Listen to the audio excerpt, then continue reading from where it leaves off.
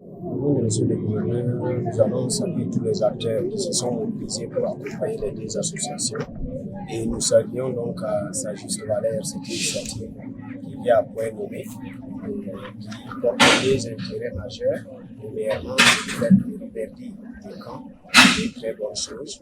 Et de l'autre côté, c'est la cohésion de l'activité associative entre les FDS et les populations.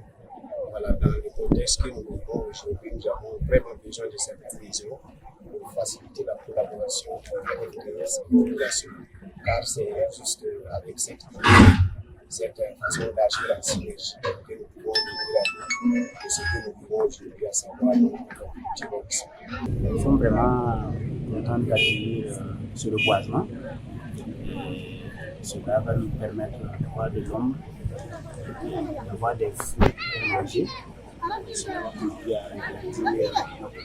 J'aimerais inviter toute la population à œuvrer dans ce sens, à planter des arbres, que tous ensemble nous puissions lutter contre la sécheresse. Nous sommes reconnaissants envers la jeunesse de la région du Nord qui s'est mobilisée pour participer à cette campagne de reboisement. Et nous savons bien qu'avec la jeunesse et l'armée tous ensemble, la victoire est certaine. Vous voyez que la fracture sociale que nous avons vécue depuis plusieurs années, plus de 3-4 décennies, s'est agrandie entre hommes et femmes, entre populations, entre communautés. Et dans la société, l'incivisme et la radicalisation a conduit les jeunes, en part surtout, à s'engager du côté de l'extrémisme violent. Et aujourd'hui, nous vivons un terrorisme exacerbé. Comment faire? Chacun doit jouer son rôle. Chacun doit jouer son rôle. Et donc, nous, en tant qu'association, nous avons révisé notre plan d'action et nous avons mis en avant pour le groupe d'action une bonne place pour les campagnes civilo-militaires. Campagnes civilo-militaires où nous travaillons ensemble avec les hommes détenus pour que les hommes détenus puissent, par leurs actions, par leur façon de faire au sein de la population, changer le cœur des hommes, des femmes et des jeunes. Si on ne change pas ces cœurs-là, c'est difficile. Il faut travailler à amener le cœur de tout un chacun vers une unité, une nation unie. Aujourd'hui, on nous a vus ensemble, militaires et civils. Il y a les douanes, il y a les VDP, il y a tout le monde qui est là. Et parmi les civils aussi, il y a tous les corps.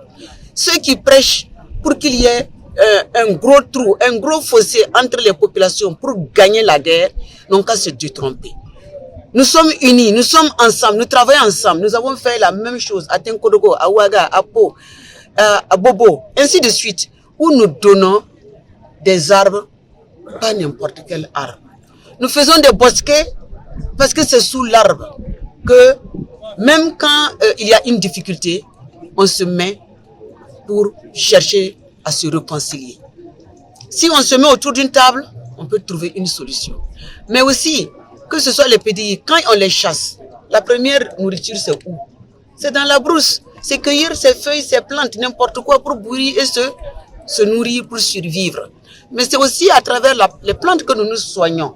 Aujourd'hui, vous savez que tous les vaccins ne sont pas des bons vaccins.